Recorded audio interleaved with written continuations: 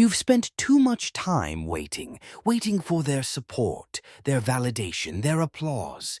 But the truth, they won't always clap for you. They won't always see the vision. And that's okay, because it wasn't meant for them. It was meant for you. You don't need their approval to become powerful. You don't need their permission to change your life. This is your story. And it doesn't need to be understood. It just needs to be lived. You've been quiet for too long, playing it safe, folding your light to make others comfortable. But not anymore. This is your glow-up era, the season where you stop shrinking, where you stop explaining, where you stop waiting and start rising.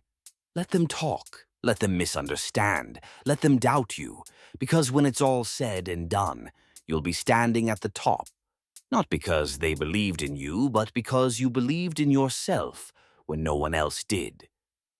You are not here to be liked. You are here to lead, to build, to evolve. So stop begging for seats at tables you've outgrown.